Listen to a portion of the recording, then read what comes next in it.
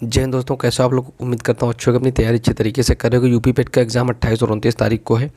Exam में कुछ सावधानियाँ आप लोगों को बरतनी है ताकि आप 2-3-4 क्वेश्चन बढ़ा सको, और अगर अच्छे से करोगे तो आप प्रेशर भी नहीं फील करोगे, आप पूरा एग्ज़ाम कर लोगे। तो 2-3 चीज़ें मैं आपको इस वीडियो में बता दूंगा। जितने भी छात्र हमारे चैनल पर सब्सक्राइबर्स हैं और जो छात्र नहीं भी हैं, वीडियो देख रहे हैं, ठीक है, वो इस चीज़ को ज़रूर फॉलो करें। सबसे पहले आप लोग जितने भी लोग हो, मैथ सबको आती है, एसएससी वगैरह सारे तैयारी कर रहे हैं, तो मैथ सबसे पहले आपको अटेम्प्ट करें। डीआई के क्वेश्चन कैलकुलेटिव रहेंगे, 20 क्वेश्चन, लेकिन नंबर यहाँ पे सबसे अच्छे तरीके से आपको मिलने की संभावना रहेगी, इसलिए डीआई सबसे पहले करना है। चाहे आप 50 मिनट दो, लेकिन आप डीआई करो, ठीक है ना। क्योंकि डीआई आप कर लोगे। डीआई में एक चीज़ का ध्यान रखना है कि जैसे कोई मान लो क्वेश्चन दिया हुआ है, सपोज करो, मान लो सर्कल में दे दिया और उसको 4-5 पार्टों में डिवाइड कर दिया कि 20% क्रिकेट खेलते हैं, 10% चेस खेलते हैं, और मान लो कोई संख्या दे दिया, तो क्या करना है, आप मतलब जो आपका जो रफ पेपर वहाँ मिलेगा उसको एक पॉइंट टू पॉइंट क्वेश्चन लिखना है, ठीक है। पहला क्वेश्चन लिख के साफ साफ लगाना है, ताकि जो दूसरे क्वेश्चन में अगर पहले क्वेश्चन का कुछ पूछा जाए तो आप डायरेक्ट जो है वहाँ से उठा सकें, ठीक है ना। ये नहीं है कि फिर दूसरे क्वेश्चन में पूरा गुणा कर रहे हो। जैसे मान लो कोई सर्कल दिया, उसमें दिया 20% मैच खेलते हैं, मान लो 4000 लोग हैं, तो 4 दूना 800, आपके सीधी सिंपल से बात होगी, 800 लोग मैच खेलते हैं, ठीक है ना। अभी आपको पता चल गया, अब आपने जल्दी जल्दी में लिखा, इधर उधर लिख दिया, अगला क्वेश्चन में मैच से संबंधित कुछ आ गया, मान लो कहा कि मैच खेलने वालों की संख्या कितनी अधिक है उससे, अब फिर पता चला दोबारा आप मैच वाले काउंट कर रहे हो ना। तो इसलिए एक बार अच्छे साफ़ सुथरा लिखना है, ताकि आप कोई क्वेश्चन रिलेटेड हो तो आप उससे उठा सकें, ठीक है ना। समय बचेगा आपका, ना मानो तो कल परसों प्रैक्टिस भी आप कर सकते हो देख के, और आप लोगों को पता भी होगा ये चीज़, ठीक है ना। तो मैथ को इस तरीके से लगानी है। उसके बाद में हिंदी उठा लेना है, फिर रीजनिंग उठा लेना है। हिंदी में क्या है, पैसेज कुछ लोग बहुत जल्दी जल्दी पढ़ के क्वेश्चन गलत कर देते हैं, तो पैसेज को अच्छे से पढ़ना है, ठीक है ना, ताकि यही एक नंबर सिक्योरिंग पॉइंट आपके रहेंगे। यहाँ पे नंबर आपके ज़्यादा बन सकते हैं, इसलिए यहाँ गलती नहीं करनी है। जीएस क्या है, अगर आ रही होगी तो ठीक है, नहीं आ रही होगी तो कोई नहीं। मतलब अब क्या होगा, अगर आप जीएस पहले उठाओगे, इंग्लिश पहले उठाओगे, पता चला फिर बाद में वहाँ पे एनालिसिस करने में लग रहे हो कि ऑप्शन ए सही होगा, ऑप्शन बी सही होगा, टाइम वेस्ट होगा, फिर डीआई के क्वेश्चन आप नहीं कर पाओगे। इसलिए पहले डीआई यानी मैथ, उसके बाद में हिंदी और फिर रीजनिंग, ठीक है। उसके बाद में आप जीएस कर लेना आराम से।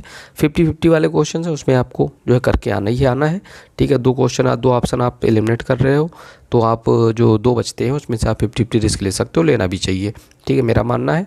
बाकी जिनको बिल्कुल भी कुछ नहीं आ रहा है वो बिल्कुल मतलब गलत ना मारे क्वेश्चन को, ठीक है।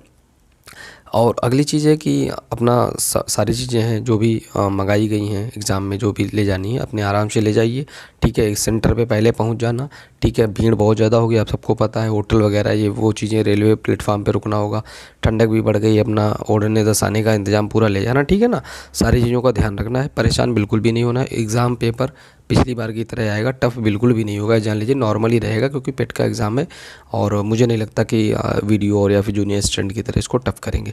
तो ये 2-3 चीज़ें थी जो आप लोगों को बतानी थी, ठीक है। पैनिक बिल्कुल भी नहीं होना, मैथ के क्वेश्चन को अच्छे से करना है, ठीक है ना, क्योंकि यही नंबर स्कोरिंग रहेगा। अगर यहाँ गलत कर दोगे तो दिक्कत बनेगी, और लोअर बीसीएस वैकेंसी आनी है, और भी वैकेंसी आनी है, तो इस वाले पेट से आएगी। तो उम्मीद करता हूँ आप लोग अच्छे तरीके से अगर तैयारी किए होगे, सही तरीके से स्ट्रेटजी बना के करोगे वहाँ, तो ज़रूर जो है अच्छा परफॉर्मेंस कर लोगे। एक चीज़ पर ध्यान रखना कि भरते वक्त जो है बहुत सावधानी से जो ओमार वगैरह है वहाँ भरना, और डेट ऑफ बर्थ जो भरने की जगह शायद वहाँ परीक्षा दे देते, या डेट ऑफ बर्थ जो भी मांगता हो वहाँ पढ़ के भरना है। अगर डेट ऑफ बर्थ कह रहा है तो डेट ऑफ बर्थ भरना, ये नहीं है कि वो कई छात्र से गलती कर देते हैं, मांग रहा था परीक्षा की तिथि भर देते हैं डेट ऑफ बर्थ, या डेट ऑफ बर्थ मांग रहा है परीक्षा की तिथि भर देते हैं। इस चीज़ का ध्यान रखना, पढ़ के ही भरना है, जल्दबाजी नहीं करना। 1-2 मिनट अगर लेट भी भर दोगे तो कोई दिक्कत नहीं होगी 2 मिनट में, ठीक है। जल्दी के चक्कर में सब गड़बड़ कर देते हो, ठीक है। और जो ऑप्शन भरने गए तो ऐसा ना करना कि पूरा 100 क्वेश्चन कर रहे हो, भर रहे हो, ठीक है। 40 क्वेश्चन, 30 क्वेश्चन, 25 क्वेश्चन कर लो, आप भर दो, फिर 25 कर लो, फिर भर दो, वो ज़्यादा बेटर रहेगा, ठीक है। नहीं 50-50 करके भर दो, लेकिन पूरा आखिरी में ले जाने में दिक्कत होगी, क्योंकि कुछ जगह सेंटर में घड़ी नहीं होगी, कुछ जगह घड़ी होगी, ठीक है ना, तो दिक्कत मतलब हो सकती है। इसलिए 25-30 क्वेश्चन करके आराम से भर दो, फिर आगे क्वेश्चन को, यानी एक सब्जेक्ट खत्म हो जाए, हिंदी कर रहे हो हिंदी हो गई, हिंदी भर दो, मैथ कर रहे हो मैथ हो गई, मैथ भर दो, ठीक है ना। इस तरीके से करना है, अच्छे से पेपर देना है, घबराने की बिल्कुल भी ज़रूरत नहीं है, और जो आपने पढ़ा है उस पर भरोसा रखना है, ठीक है। पेपर नॉर्मल ही रहेगा, और जो भी क्वेश्चन कठिन लगे उसको थोड़ा अच्छे से पढ़ना। हो सकता है कि आप बड़ा देख के या कठिन देख के डर जाओ और आपको आ रहा हो आप गलत कराओ, ठीक है ना। इन सब चीज़ों का ध्यान रखना। और जितने भी नए छात्र हों, आने वाले एग्ज़ाम्स की वीपीओ वगैरह की तैयारी के लिए मैं कुछ न कुछ आप लोगों को बताता रहूँगा, तो चैनल सब्सक्राइब कर सकते हैं।